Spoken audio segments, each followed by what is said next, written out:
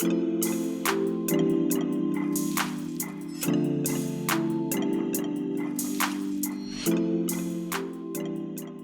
go.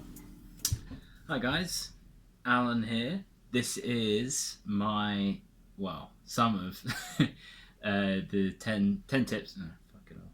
Hi guys, Alan here. This is going to be 10 tips for breaking through creative block. Number 1, take a day off. Okay, so for this one, I would say it depends personally. It doesn't have to be a day, but basically it could be a couple of hours, it could be a day, it could be a week, it could be a month. Whatever you need to kind of mentally reset and feel like you can start from scratch a little bit in starting your projects and give yourself a chance to start from a fresh point basically. Number 2, go for a walk. So for this one, it's kind of obvious, go for a walk. But it's surprising. It doesn't seem like it will make any difference, but it can actually make quite a big difference when you're trying to work on something. It just helps fit the pieces together or change them around in a different way you hadn't thought of. And it's amazing how much just leaving, your four walls can kind of make a difference to this. Number 3, try a different medium. So I actually did this myself a little while ago. First lockdown in the UK, I felt a bit stuck after a while working on sketching and stuff like this daily and very regularly.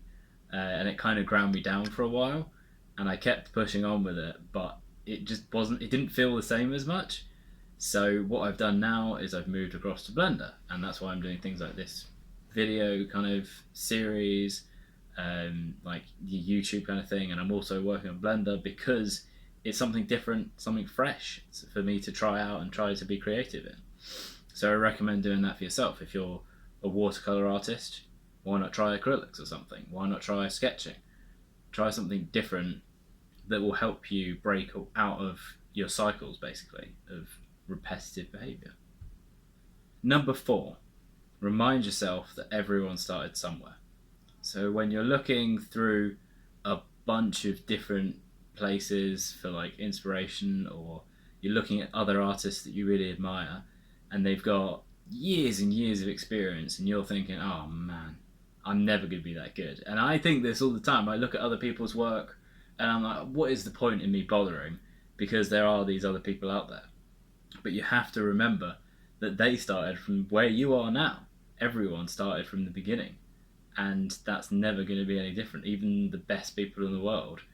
Say for instance, I am learning a lot of stuff from Blender Guru, but he's got, I think, like 15, 20 years experience working in Blender, something like crazy long like that. And it's like, I can't compare myself to people like that, otherwise I would never give myself credit for what I do and where I learn. Number 5, reduce social media consumption. Now this is a sneaky drive killer, motivation killer, all sorts of things. So this one is another personal one. I've cut down my consumption of YouTube, of Facebook, of Instagram, all these other places, to the point where I mostly just use them as a creator more than a consumer. I think, again, it's comparing yourself with other people. And if you're on social media all day and then you sit down to start working on your own projects, in the back of your head, whether you want to or not, you're going to be thinking about how would someone else do this? Would they be doing it better than me right now? And you're going to start counting yourself out before you've even put a line on the page or started modeling, before you've even deleted the starter cube in Blender and the default cube. And that's a hard place to get out of. Number 6, work on a project that really excites you. So for this one,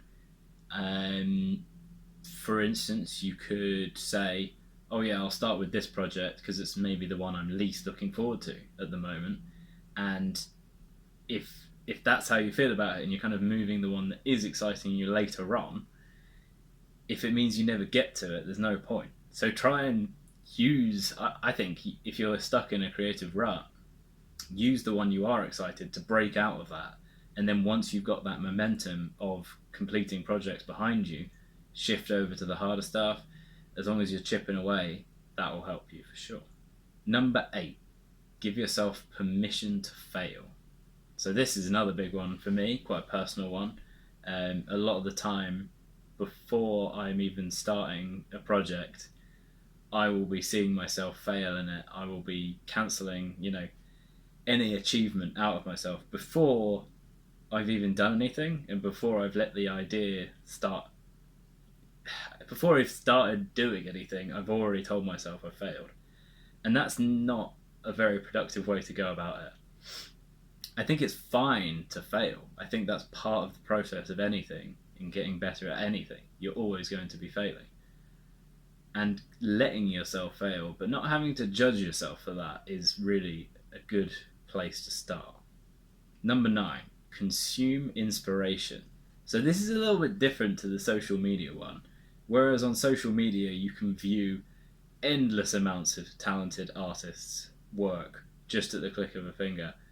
I would say if you're looking at certain kinds of art that really inspire you rather than get you down, that will help you. So if you're looking at something, there are different kinds of work that I find. I look at some and I'm like, oh, I can't be bothered.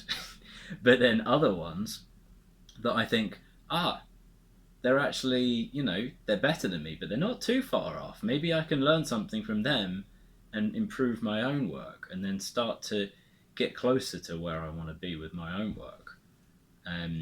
Even there are some incredibly talented artists I look at sometimes and do the same thing. And I'm like, there's something in there I can use. I could take a colour scheme, I could take the composition or something, and I can use a little bit of that in my own work. Number 10, be kind to yourself. Now this is the most important one of all. When you're trying to break through a creative block, when you're trying to kind of believe in yourself and make something new and different that you may not know how to do, I think that's really an important time to be considerate about your what you're trying to do here. You may never have done something like this before. There's no worry in failing or struggling to make something, because that's the whole point. The struggle is why we are artists. We enjoy doing difficult things because it looks cool in the end. And that's something important to remember and hold on to, is that you are your biggest fan. So if you're not supporting yourself, no one else is going to do it as much as you. So you need to be backing yourself first. Alright guys, that's everything I've got for now. Going to be working on some more stuff next week, hopefully. And yeah, I hope this was useful to anyone. Let me know if there's anything that you use to get through creative block as well, and drop it in the comments.